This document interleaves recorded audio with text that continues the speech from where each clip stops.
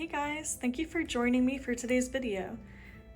In this video, I'll be showing you how to prepare your shape for weaving. Before we get into the nitty-gritty details of how to prepare your shape, I want to give you a very quick overview of what we'll be doing in this video. So with your metal shape, cotton cord, and cotton string, we will be wrapping your shape with the cord, warping your shape with the string, and bringing all of the warp strings together in the middle with your cotton string. And then your shape will be ready. If you don't have the materials to follow along with today's video, consider purchasing your own weaving kit at josiewalkerstudios.com. It comes complete with your own shape, cord to wrap your shape, string to warp your shape, tapestry needle, and a variety of fibers in different colors and textures for when it's time to weave. Okay, let's get started. So all you'll need for today is a metal shape, cotton cord, cotton string, and some scissors, and your hands. So this in front of me is a 5-inch diameter steel ring. This is 100% cotton cord, which we are going to wrap around the ring. This is 100% cotton string, which will be our warp thread going across the circle. Now, some things to keep in mind when you get your materials. The string needs to be strong enough to hold a good amount of tension, so we can't have any weak string here. This circle is 5 inches in diameter. I got it at Hobby Lobby. You can find these in a pack of 3 at a lot of craft stores. You can also find different shapes. I have a triangle from Hobby Lobby, and also different sizes. This is an 8-inch diameter circle, also from Hobby Lobby. And any scissors will do. Okay, so to get started here, first we're just going to take the end of the cotton cord and tie a simple knot right around the ring, anywhere on the ring. It's all the same. And then we're going to start wrapping, holding the knot that you just did with your left thumb or right thumb, if you're left-handed or just want to do it the other way, and begin wrapping around the hoop. Now this can be a little tricky. You've got to make sure you hold it in place when you first get started here. So you can see I'm passing the entire bundle of the cord through the hoop each time. And I have my thumb on that knot, and I'm using my index finger to kind of hold those first few wraps in place.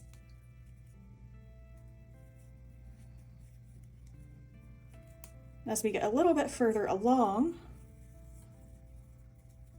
it should hold all by itself without you having to keep holding it with your thumb and index finger. We've just got to get enough on there.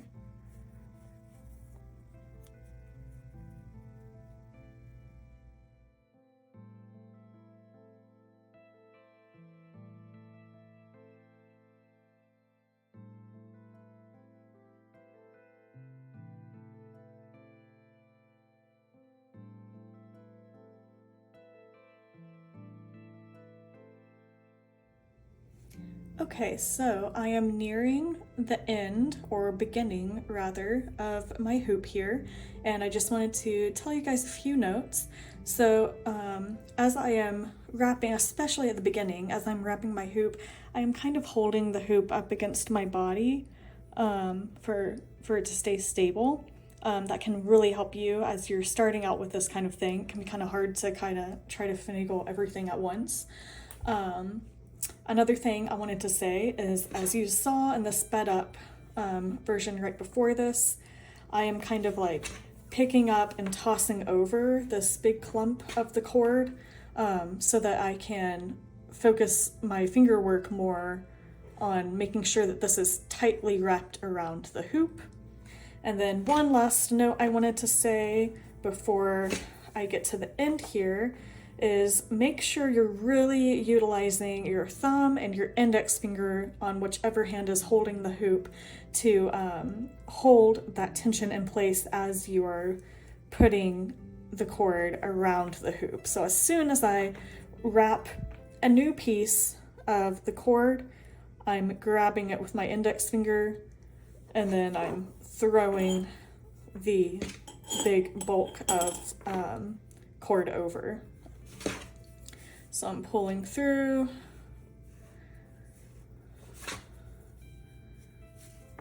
It kind of all happens at once, honestly. Now, as you get to the end here, if you've noticed that this has started losing the tension a little bit, don't panic because we can easily fix that in the next step. So since I'm so close to the end right here, I'm going to go ahead and pull off a good chunk of my cord because obviously I don't need all of this to finish this little section. So I'm going to go ahead and cut off a bit so that I'm not dealing with such a big piece of baggage right here.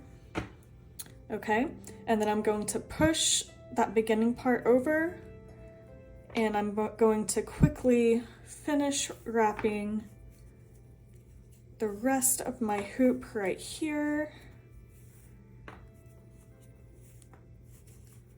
All right, just about there, maybe.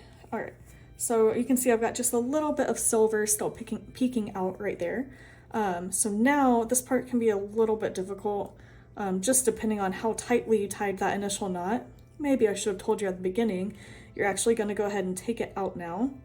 So I'm gonna struggle here for a minute to get my own knot out. Okay, now the knot is out. So I have, this is where I started, and I have the cord coming off the back of the hoop right here, and this is where I ended. I've got the cord coming off the front of the hoop here. If you can see what I mean by front and back, this one, the cord is going up, and this is towards me, and then this one is like on the other side of the hoop, okay? So now I'm going to pull on each of these and kind of move the wrapped cord down if I need to. Pull, you can see it kind of tighten up all around there, and I'm just gonna do this to make sure I don't have any silver poking through, and you can see it get a little bit loose right there, so I'm gonna continue to pull again. I'm just checking on the tightness of the wrapped cord around the hoop. All right, so this looks good. So I'm gonna leave a pretty long tail over here, and then I'm gonna just cover the last bit of silver now that I know everything is nice and tight. Covering up the last little bit of silver that's peeking out. Oof, okay. So that is perfect. And now all I'm gonna do is tie a simple knot just like that with both of those cord pieces. And if you have a little bit of silver right there, it's okay, don't worry about it. You can just push them together to cover that up. And again, there's just a simple knot on the back. And now your shape is wrapped. Okay, so next, I'm gonna get this out of the way. I'm gonna go ahead and cut these, not too short. You wanna leave a little bit of length to tuck these ends in later, but this is like super long. So I'm gonna go ahead and cut these about, I'd say that's, well, let's see. That's about 2 inches. So I'd give yourself at least 2 inches right there. Maybe a little bit more if you want to. Definitely no less if you can help it. Okay, so let's get started with our warping. So remember, we're using a 100% cotton string. It needs to be a sturdy string that's not going to break under tension. And we're actually going to start this step the exact same way that we started the first step. The only difference here is that you just need to make sure that your cotton warp string goes in between 2 of these notches. And you're going to pull on it a little bit and kind of pull it side to side to get it to sit in between 2 of those wrapped cord humps, okay? And then again, just a very basic knot and double knot that one. Again, leave yourself a pretty good tail. Mine is a little short here. I would do a little bit longer, especially if this is your first one. Okay, so I just tied it on right there, and I'm gonna pull it so that it's facing down. All right, and this next part does not need to be exact. So I'm gonna leave my tail hanging, and the part that's connected to my big bundle of string, I'm going to pull straight down across my shape, in this case, my hoop, and I'm going to get it in between two of those cord humps again. You want it to be generally right down the middle of your shape, and again, does not have to be exact. Okay, and make sure you've pulled that pretty tight. You can see mine's not very bouncy. You don't want to pull too tight because you might break your string. I have done that before. So don't get too intense. Make sure it has like a little bit of a bounce to it. Let me show you what too much bounce looks like. This is really loose. You definitely want it tighter than that. So I'm going to pull on it a little bit. That's like perfect. Okay, now you're not tying here, you're just going to go back up to where you just were. And I usually count on a shape this small, this is 5 inches in diameter. I would count maybe 1, 2, 3. Let's do 3. So I'm going to count 3 humps. So look at where your initial knot string is sitting between these two. So I'm counting from here, 1, 2, 3, and then I'm gonna slide the string in between 2 wrapped cord humps again, and then pull it back down. Now instead of going this way, like from the top right here, I went over that way. When I go back down to the bottom, I'm gonna go the opposite way. So I'm turning over here. Again, look at where your last string sat. In between these two, I'm going to count over 1, 2, 3, and squeeze my string in between there, slide it a bit to make sure it gets in between those and catches, and I'm going to check my tension again, make sure it's a little bit bouncy, but not too loose, not too tight, and I'm just going to do the same thing again. So I'm going straight back down and over to the right. But I like to turn it as I go, so don't let this freak you out. If I'm going straight down from where I just was and going over, it's to the right. But since I like to turn it so I can, I don't know, it's just easier for me to handle it if I turn it. It's then gonna be to the left, you know, because science. Okay, so again, this is where my last string was sitting, over 1, 2, 3. Couch the string in between the cord right there. Come back down, turn, see where my last string is, 1, 2, 3. Get it nice and snug in there, down, turn, 1, 2, 3. Couch the string,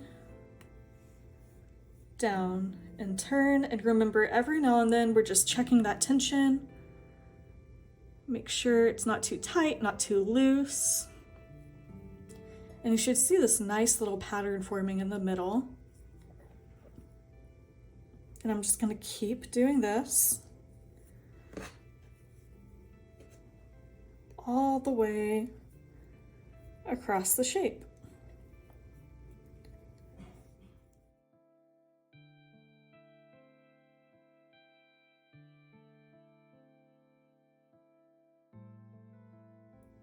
Okay, so I'm just about to the end of my warping right here. As you can see, it worked out really nicely for me, counting wise right here. I never take the time to count how many cord humps I have and try to do the exact math, because in the end, you guys, it's really not going to matter, because remember, we're going to cover all of this with fiber. So no one's going to see your spacing on here. So if you get a little bit off and accidentally go 4 humps or even 5 instead of 3, don't worry about it. You need to try to stay at 3, but if you get off a little bit and it doesn't add up quite right, then do not fret about it too much. Okay, so I'm on my last one right here. So I'm going down, and I'm turning, and I'm looking at the space between the last string that I set, and this is the last one, or first one, I don't know. This is the last space I need to cover.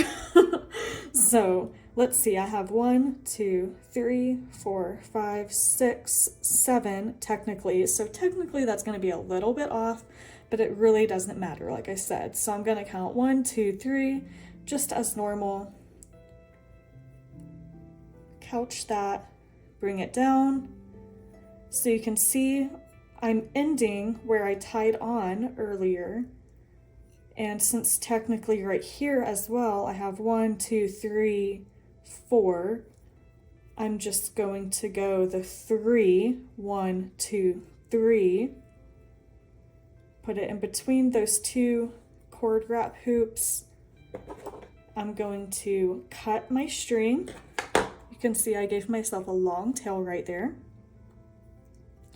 I'm going to pull that to the back. So again, just going through the steps I just did, I just couched it. I went 1, 2, 3, put it there, cut the string, and then this I'm just putting right through and pulling through the back. And then I'm going to wrap it around one extra time just for security. I'm going around that same, like between those same 2 cord humps. Pulling again, going to the back again, and now I'm just going to tie off with my 2 tails. So again, this one I made a little bit short, so make yours longer. This one is a good length. But I'm just doing a normal knot right there, pulling tight and double knotting it. And there you go. Now do not cut these tails any shorter.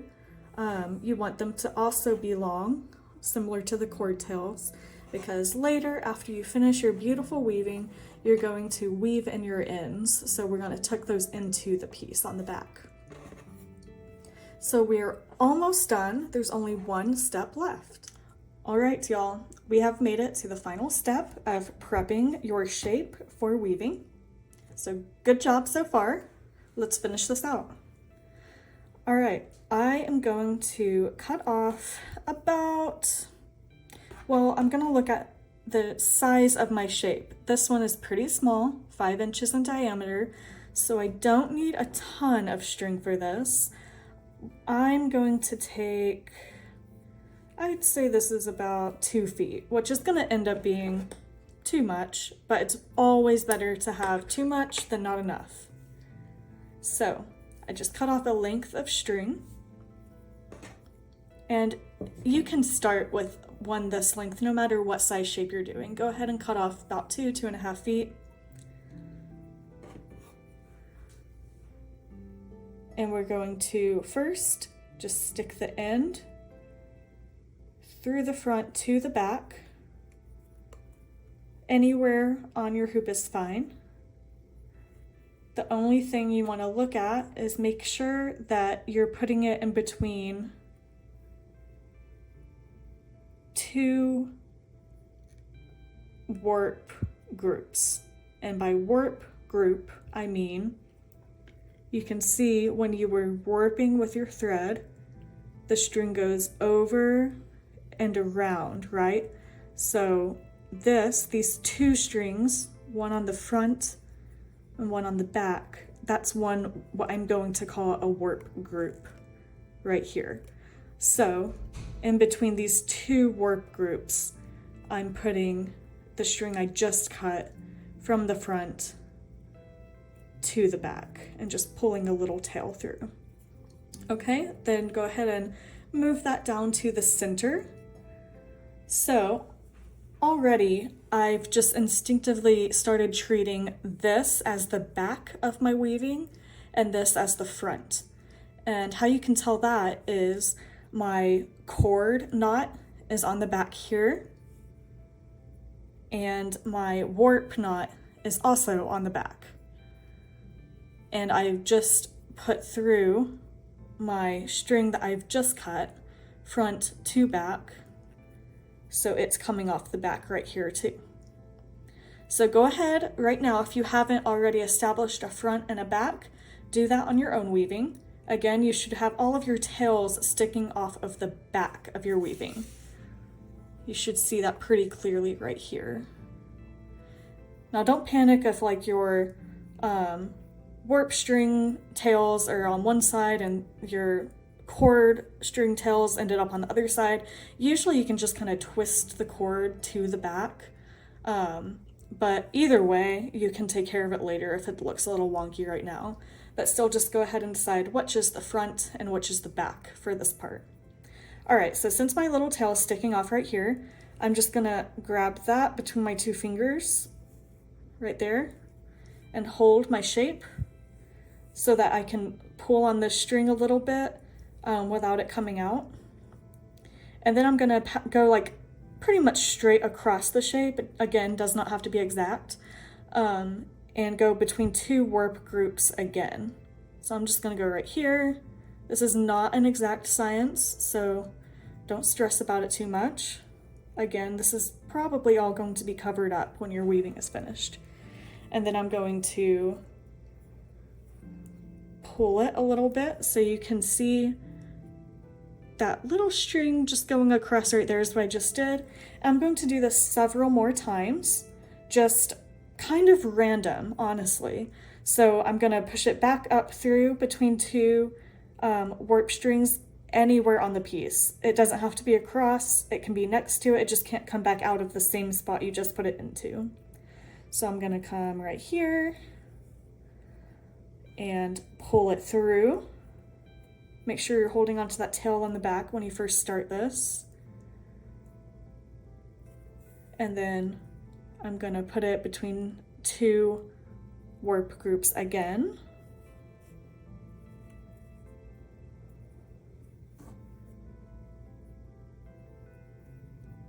Pull it tight. So you can see already what's happening here when I'm doing this is I'm closing that gap that was in the middle. It was a really pretty design because our strings were spaced out evenly and going across from each other, but we want this to have a nice tight center with all of the strings converging in the middle to give us a good warp to weave on top of. So what this is doing, again, is just bringing in all of those warp strings to be in one center spot. So again, I'm coming in through the back to the front, and then putting it in front to back. Just pulling it through every time. Okay, so I have got my warp strings evenly spaced out, coming together right here in this little middle knot, which was created by what we were just doing. So now I'm going to flip it over to the back. I'm going to cut this super long tail that I have. Just set that aside. And then just like on the other two parts of this video, I'm just going to tie a simple knot on the back and double knot it.